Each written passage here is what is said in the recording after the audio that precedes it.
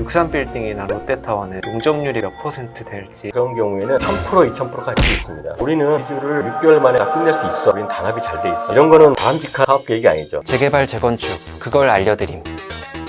지하철역 근처를 보면 건물들이 되게 빼곡하게 들어서 있는데 아파트 단지를 보면 동 간격도 넓고 공용 공간, 놀이터도 많이 있는데요. 아파트를 더 많이 지어서 사람들이 더 많이 살 수 있으면 좋지 않을까 하는데 이게 안 되는 건가요? 여러분이 사시는 주변에 갑자기 대규모 아파트 단지가 생겼어요. 그 여건이 어떻게 될까요? 당연히 교통체증과 함께 공공시설들이 포화 상태가 돼버릴 거예요. 높이 짓고 많이 짓는 게 중요한 게 아니라 좀 더 효율적으로 조화롭게 짓는 게 중요하기 때문에 짓기만 하면 되는 건 아니라는 거죠.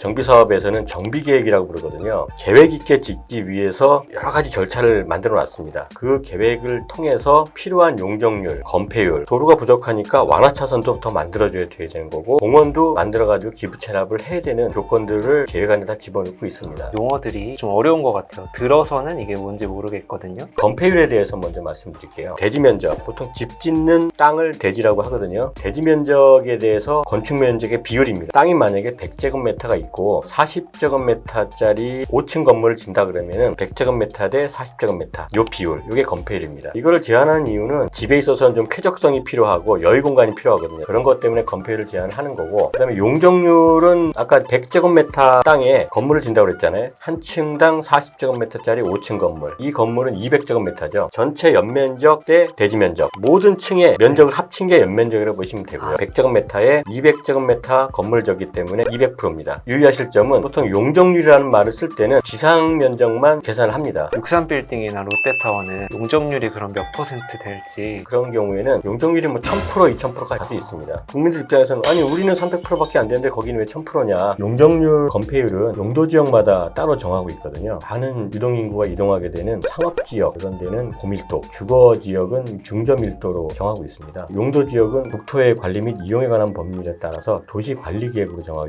있어요. 정비사업의 경우에는 주변 상황을 고려해서 여기에 맞게 이제 정비계획을 통해 정하고 있습니다.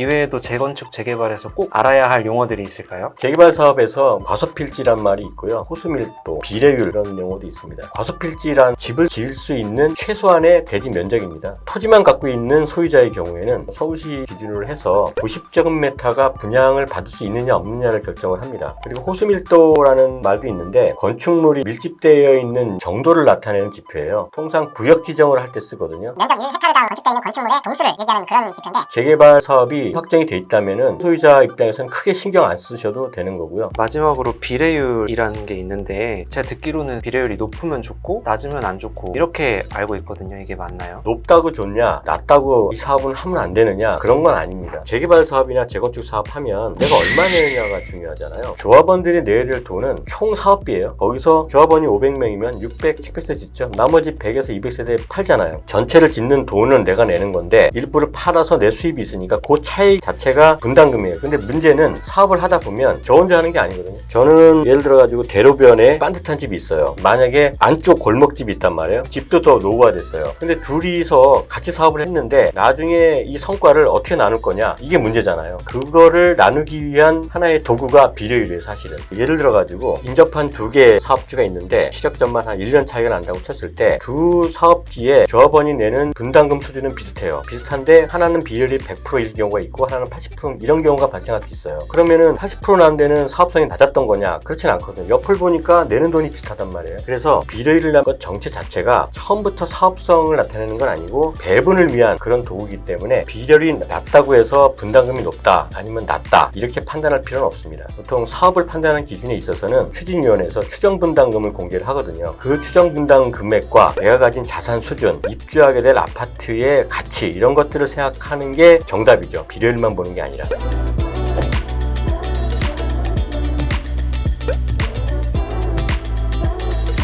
오늘도 궁금한 거 몇 가지만 물어보고 끝낼게요. 아까 용도 지역에 대해서 말씀해 주셨는데 용도 지역을 확인할 수 있는 곳이 있을까요? 토지 이음이라고 검색을 하시면요, 국토교통부에서 제공하는 서비스가 있습니다. 용도 지역뿐만이 아니라 건축물 대장까지 연결이 돼 있고요, 개별 토지 공시지가까지 다 확인할 수 있어서 웬만한 토지 정보라든가 이런 건 다 확인이 가능합니다. 비례율을 계산할 때 가장 중요한 부분이 있을까요? 사업의 결과를 나누는 하나의 도구잖아요. 종전자산 평가에 평가가 높아야 좋다, 낮아야 좋다, 뭐 이런 얘기들이 많이 나오는데 그런 게 중요한 게 아니고 얼만큼 형평성 있게 잘 돼 있느냐, 이런 것들이 가장 중요합니다. 또 하나는 잘 된 사례, 안 된 사례가 있어요. 잘 된 사례 같으면은 사업 계획이나 분담금 계획을 객관적으로 만드는 그런 데가 잘 된 거죠. 우리는 이주를 6개월 만에 다 끝낼 수 있어, 우리는 단합이 잘 돼 있어, 이런 거는 바람직한 사업 계획이 아니죠. 왜냐하면 이런 것들이 만들어져서 정비사업비에 영향을 주고 비례율로 나오거든요. 객관적인 범용적인 그런 계획을 잡는 게 중요합니다. 네, 오늘은 용도지역 용적률 건폐율, 기존 자산과 재개발 이후 획득하게 되는 자산의 비율인 비례율 등에 대해 알아봤습니다. 이 영상이 도움이 되셨다면 구독과 좋아요 부탁드립니다. 감사합니다.